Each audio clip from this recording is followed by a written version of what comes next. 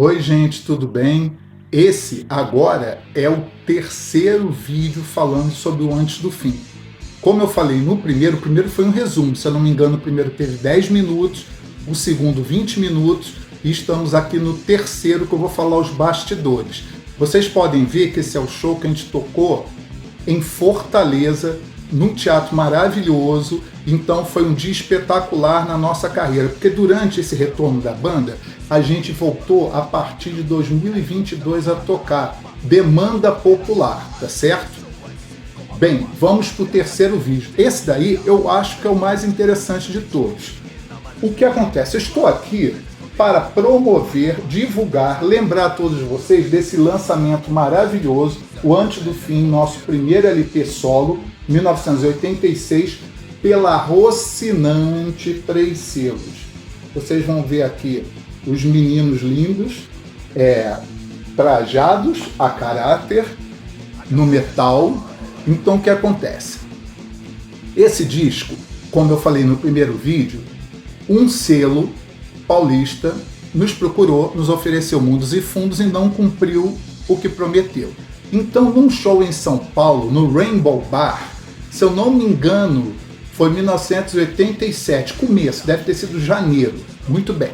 Nesse show, nós assinamos um distrato, ou seja, aquele contrato que não foi cumprido por eles, a gente falou, não, gente, acabou, então vai cada um pro seu lado. Aí, qual é o mole que eu dei? E a gente fez um acordo verbal que não estava no documento. O acordo verbal foi esse.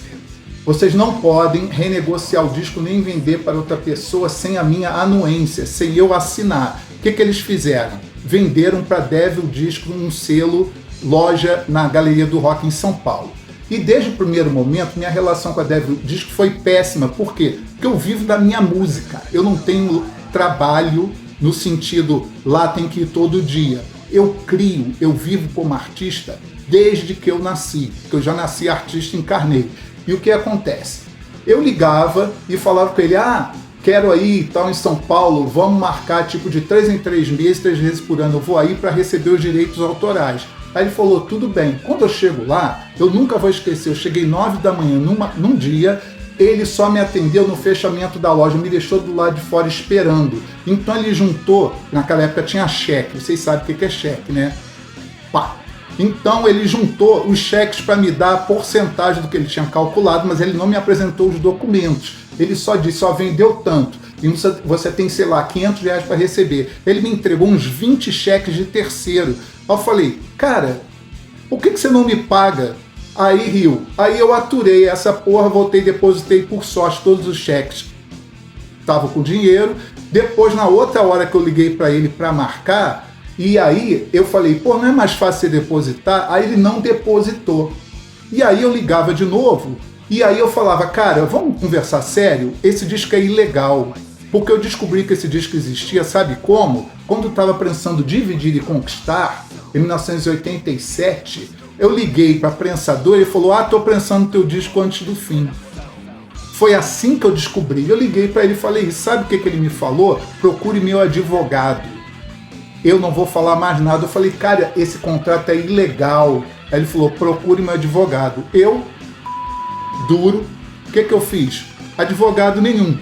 Vocês acham que tinha Ministério Público funcionando? Defensoria Pública? Não. Ainda mais de um estado para outro.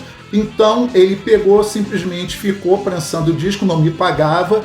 Aí chegou um ponto que eu recebi uma ligação do Tulula, né, de uma loja da Galeria do Rock em São Paulo. Eu estou esquecendo o nome, Massacration, pode ser, mas desculpa, gente, estou esquecendo. Então ele me falou, eu comprei a fita do dono da Devil. Aí eu falei, caralho, isso está tudo errado. Ele falou, vamos fazer um acordo? Você chega, me autoriza a prensar, naquela época, 500 cópias do LP, eu te dou a fita, por contrato você passa a ser o único proprietário. Eu falei, ótimo. Então isso foi em 2012, tá vendo, gente? Então 2012. Aí eu peguei, naquele momento eu recuperei a fita, mas para que o Tulula tivesse um lançamento bacana, eu fui fazer a copiagem da fita de rolo original. Então essa história é longa, mas é bacana. Um amigo do peito meu que gravou o 2012, o Sérgio Filho, ele trabalhou comigo gravando, eu conheci ele gravando o Mustang Santa Fé no estúdio Estacato no Rio de Janeiro. Aí a gente ficou amigo desde então, sem contar que ele morava na rua do meu avô, Marise Barro, na Tijuca, e aí a gente ficou muito amigo. Eu falei, pô Sérgio, quem que você me indica para fazer a copiagem do rolo? Aí ele falou, cara, vamos fazer lá no estúdio do Fábio, baterista do Detonautas? Aí eu falei, ah tá, e aí como é que o Carmo é poderoso? Tu sabe onde é que é o estúdio do cara? Lá perto, Rio das Pedras.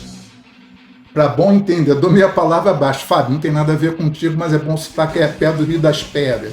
Aí, que é tão importante na história do Brasil nos últimos anos.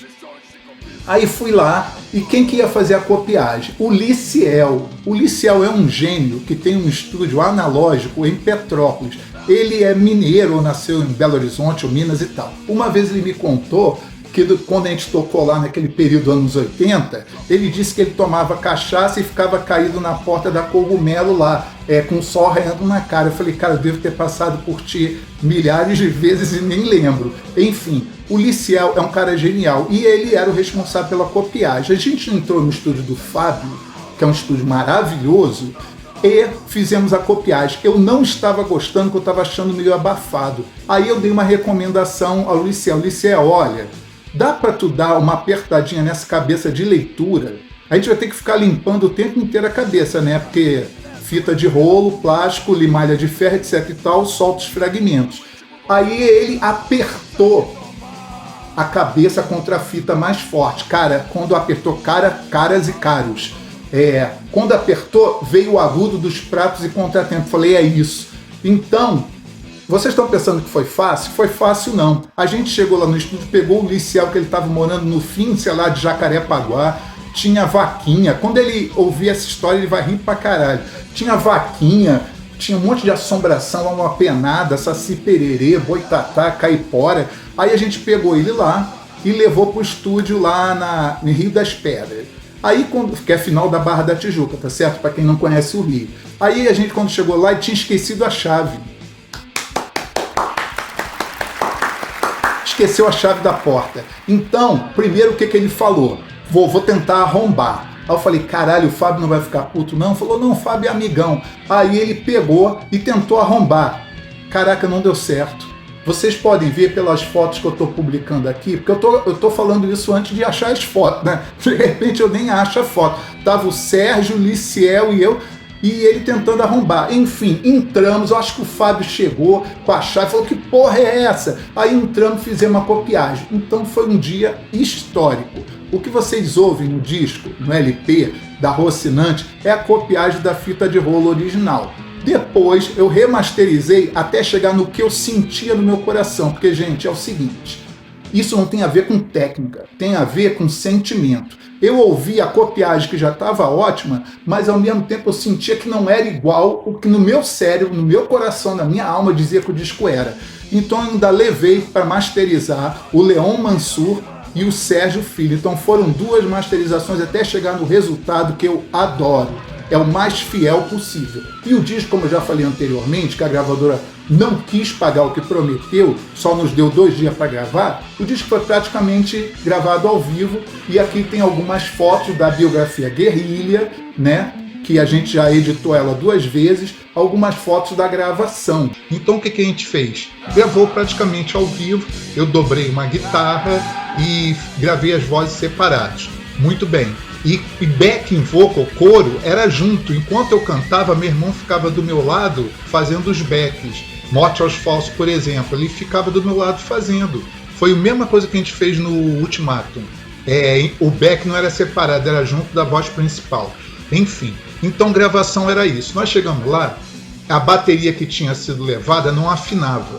Isso aconteceu igualzinho no Dividir e Conquistar. Então tinha uma bateria Swingerland ali no canto, velha com pele velha, a gente montou, maior sonzão, afinou, gravamos o disco.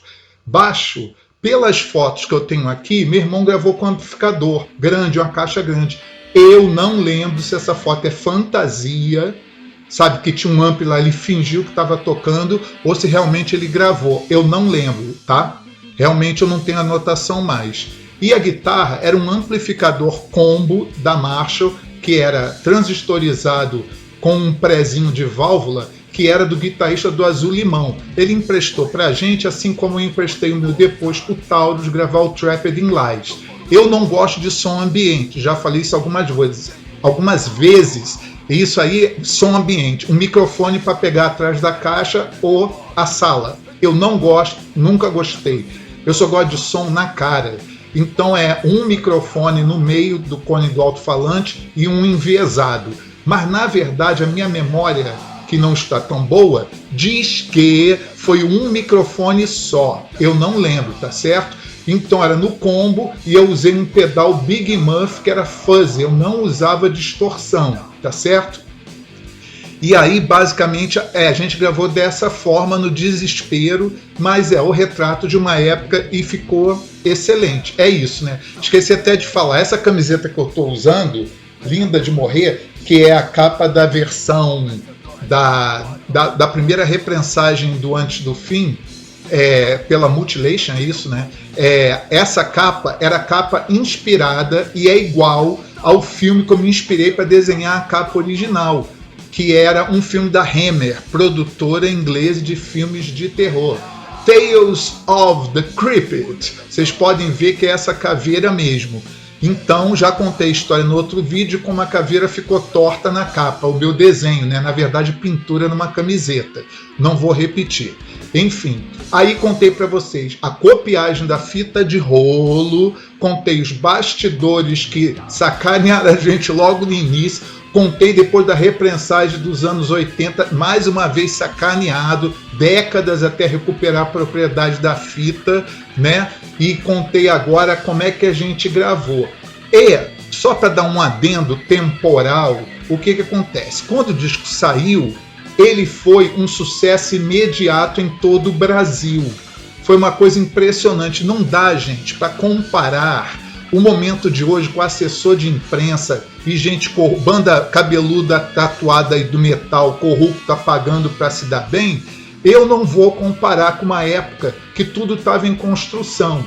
Então naquela época, a gente vender 1000 cópias de um LP rápido era um sucesso absurdo. Era a mesma coisa você vender 30 mil cópias hoje num sorriso.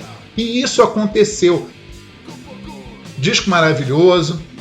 Contei as histórias todas aqui, a gente lindo, maravilhoso, translumbrante, com as roupitas, né? Falei daquele período. Cara, olha só, tem muita história.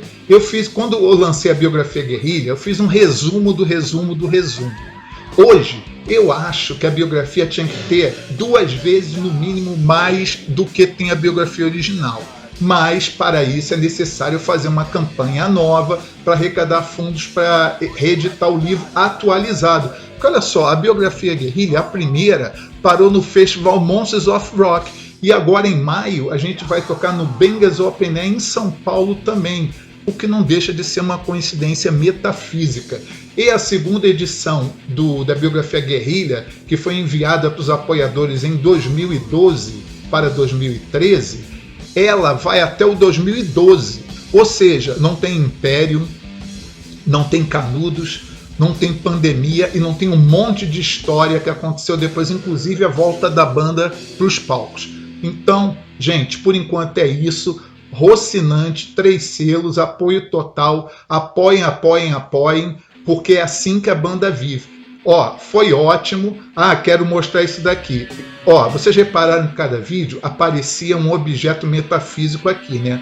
No primeiro foi 3 tocadores em Olinda, né? Esqueci de falar que no outro vídeo usei a camiseta produzida pelo Henrique Brandão, de Olinda também, que ele fez uma versão do Antes do Fim maravilhosa de camiseta. E eu tô usando essa que o nosso baterista Braulio Drummond, ele produz, entendeu? Então eu quero agradecer a banda atual, que é o Braulio, o Léo Pagani, o Alexandre Castellan, que são pessoas maravilhosas.